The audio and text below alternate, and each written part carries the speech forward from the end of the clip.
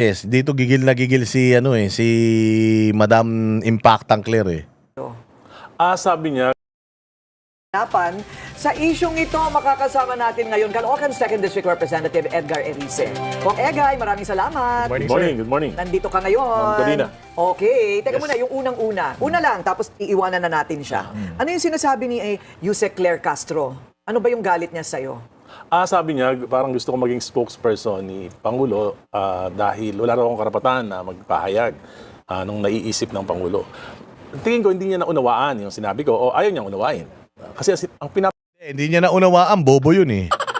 Oo, Impactang bobong Claire Castro yun eh. Sabi niya, hindi ka naman daw spokesperson, so hindi ka naman daw dapat magsalita. Gago. Hindi spokesperson si Erice, pero si Erice ay isang congressman, meron siyang constituency, at isang Pilipino. So kapag palpak ang presidente, kahit sino sa mga Pilipino pwedeng magsalita against yung palpak ng presidente. Claire Castro, walang gustong umagaw ng iyong pagiging spokesperson dahil bobo at tanga lang ang gustong maging spokesperson ni Bongbong Marcos. Wala siyang makuha. Tangina sa tinagal-tagal, sa dami ng dumaan na mga spokesperson ni Bongbong, ikaw lang ang tumagal. Bakit? Kasi ikaw yung pinakatanga. Claire Castro, ikaw yung pinakatanga na spokesperson. Kaya tumagal ka dyan dahil tanga rin si Bongbong. Dahil ang tanga, ang na-attract niyan, puro tanga lang din. Puro bobo. Hindi kaya ng isang matinong tao ang maging spokesperson ng walang silbi na tao.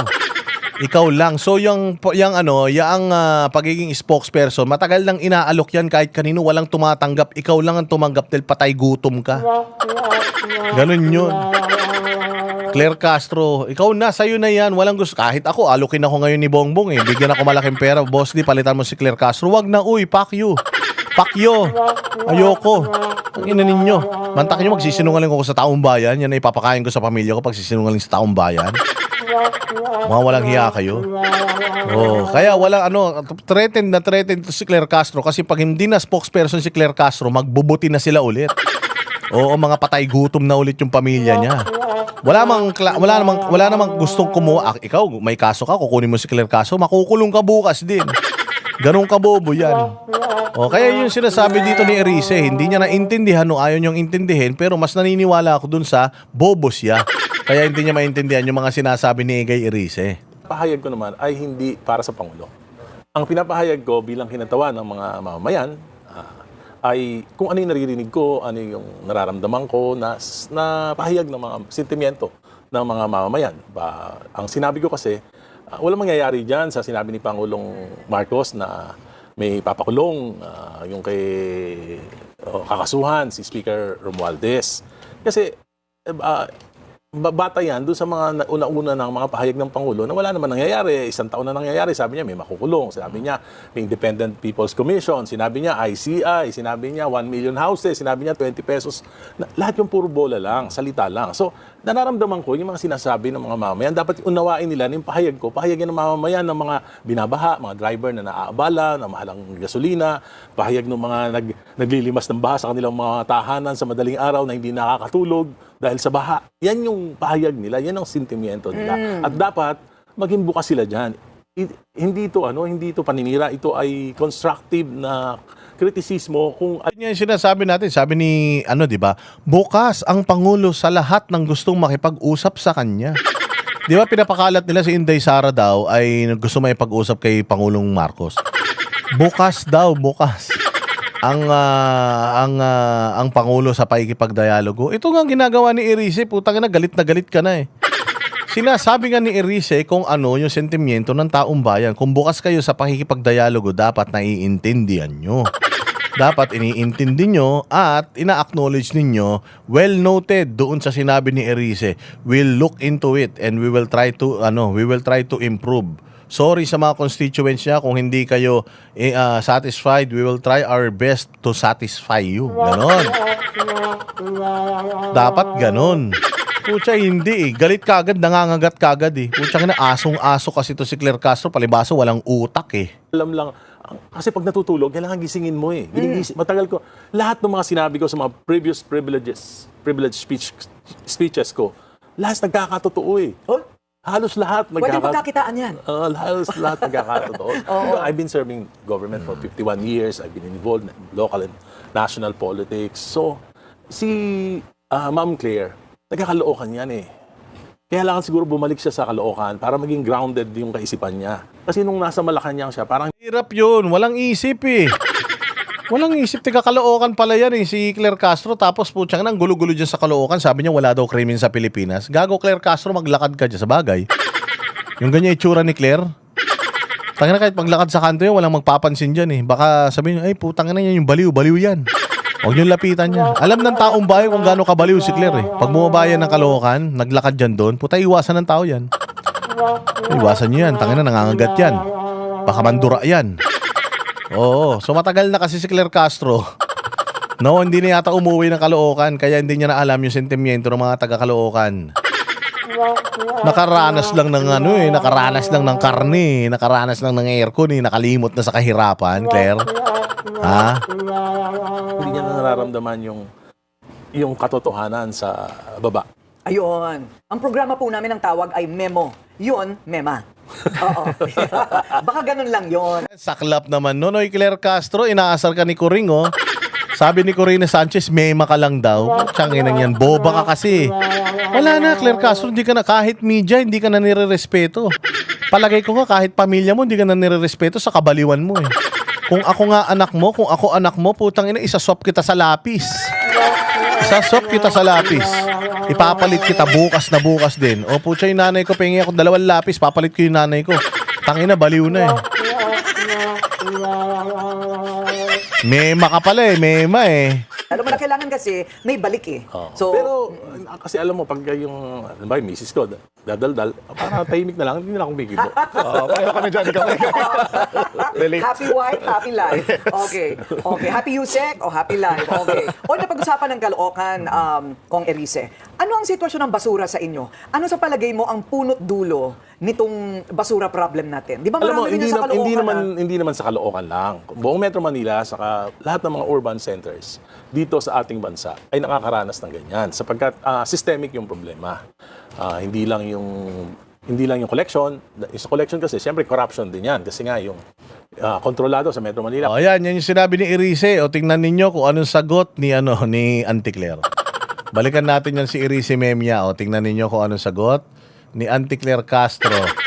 O diyan sa sinabi ni Egay Erice. O ito lang, wait lang ha. O ayan na, putang ina, mangangagat na naman to. Mangangagat na naman to si Claire. O sige, pasok Claire Castro. Maaaring sabihin lamang na base sa sentimiento. Ile-level up niya ang sarili niya dahil siya isang congressman. So, hindi siya pwedeng iparot lamang kung ano sinasabi ng ibang mga tao na walang basihan. Putang ina mo.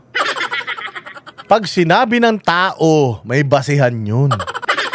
Pag sinabi ng mga Pilipino na naghihirap, may basihan yun. Pag sinabi ng Pilipino, ay, sawang-sawa na kami Kong Erice. Sa baha, putsang ina, ibig sabihin, binaha sila. Pag nagreklamo ang tao, ibig sabihin, meron silang hindi magandang naramdaman, Claire Castro, bobo ka talaga. Alangan na mamalungkot ang tao kung masaya buhay niya. Alangan naman magreklamo ang tao kung ang mga pamilya nila, napapag-aral nila yung mga anak, napapakain nila yung mga anak nila, pamilya nila, nabibilan nila ng mga gamit, papaaral nila sa magandang eskwela, bibigyan nila ng baon, maayos 3 beses ang araw sila kumakain, may ipon pa sila, hindi binabaha yung mga bahay nila, hindi sila apektado ng pagmamahal ng presyo ng mga bilihin na afford naman nila lahat. Kung ganun ang tao, tingin mo may magre-reklamo, Claire, tanga. Magre-reklamo ang tao kapag naramdaman nila yung hirap. Ganun naman talaga, limbawa, na natusok ka ng karayom. Sabi mo, aray! Aray! Kasi aaray ka.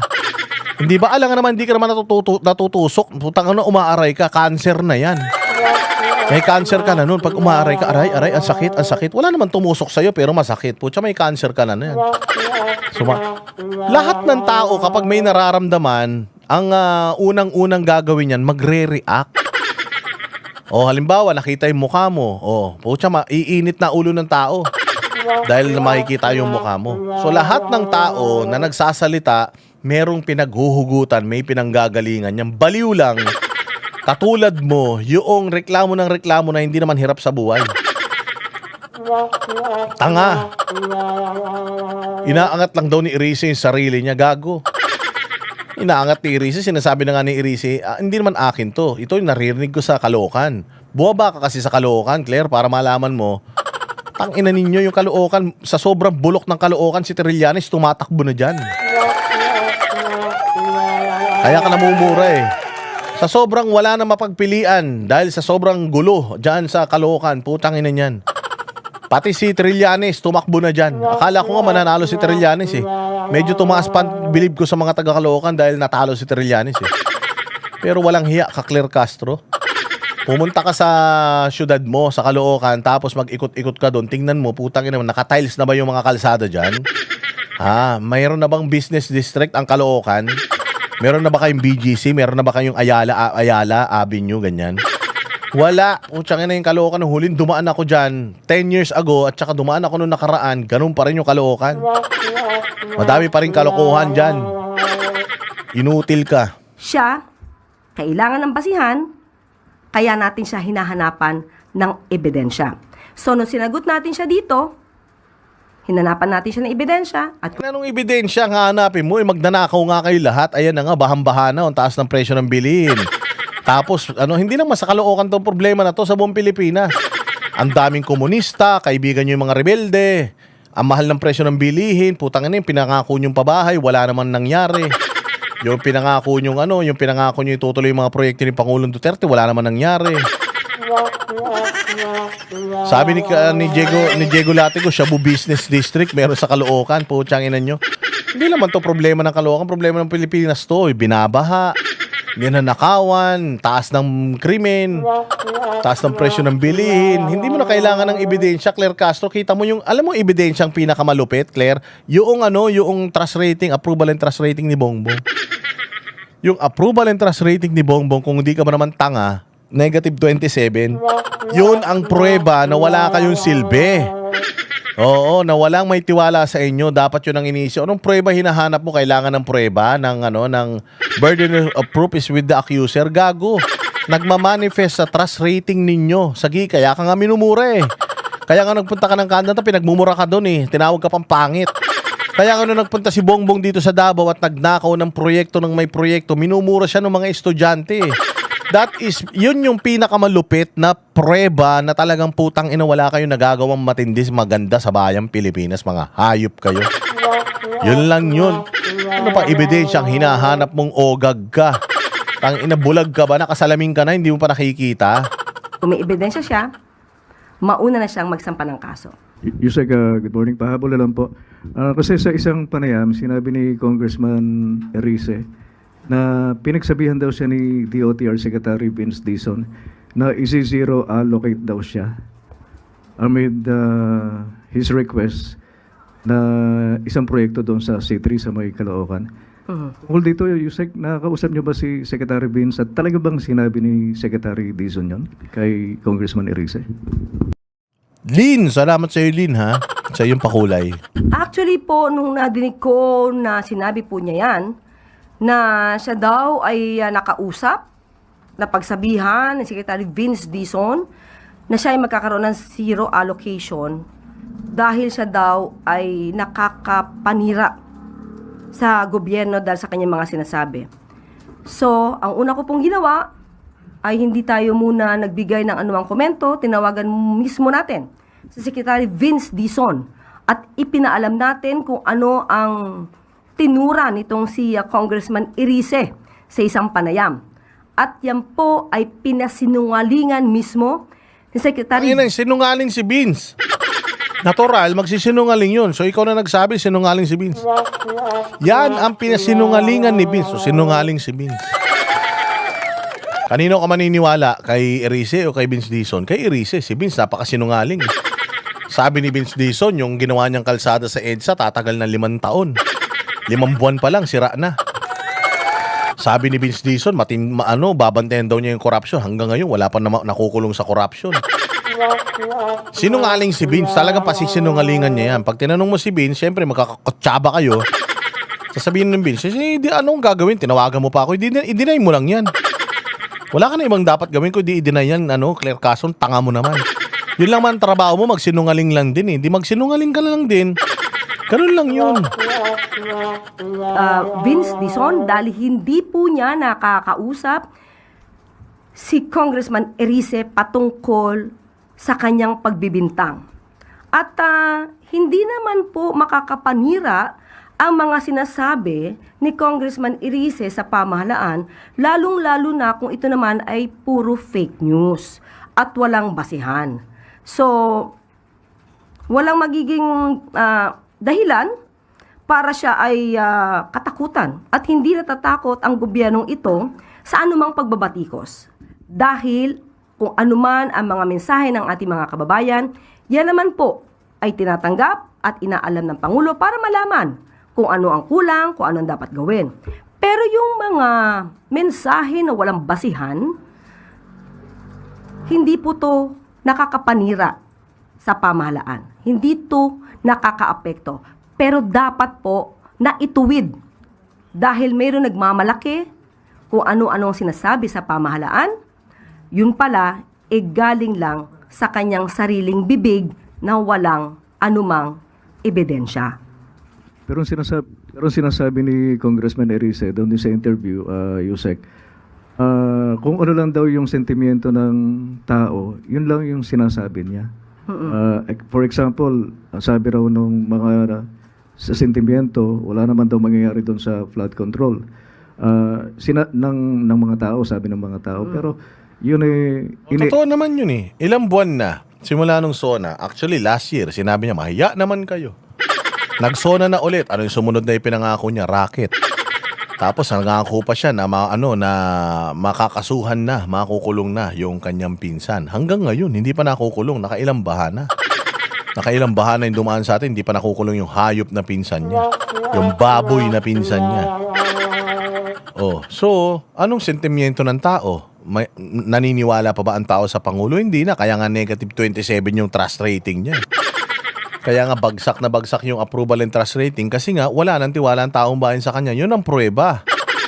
Oh, so sinasabi talaga ni Erice yung totoo. Kasi yung din ang sentimiento natin, maka-Erice ba tayo? Di naman.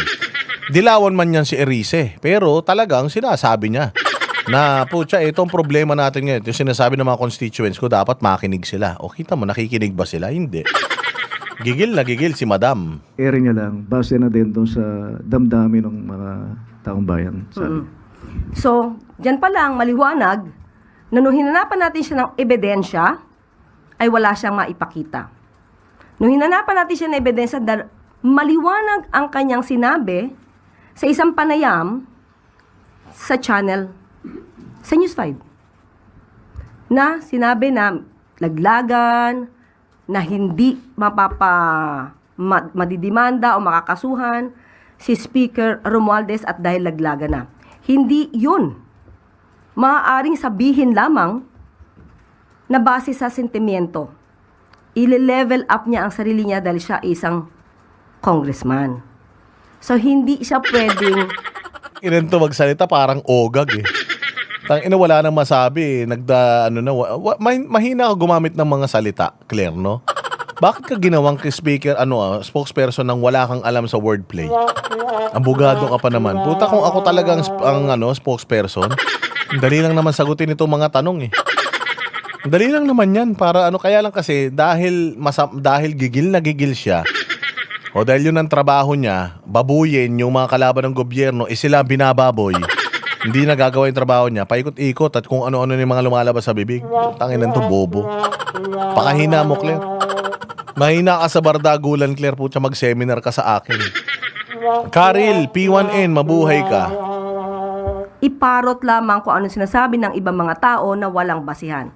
Siya, kailangan ng basihan, kaya natin siya hinahanapan ng ebidensya.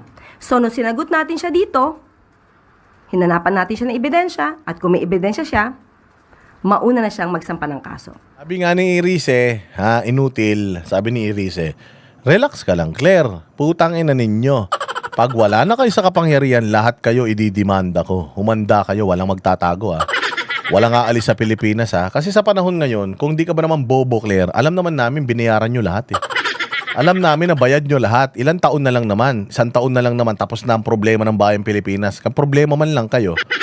O, sa pagtapos na kayo, wala na kayo sa kapangyarihan, humanda kayo. Kasi hahabulin kayo ng mga Pilipino sa lahat ng mga kahayupan na ginagawa nyo. Negative 27 trust rating, ma'am. Uubusin kayo. Maniwala kayo. Galingan nyo magtago, pati ikaw.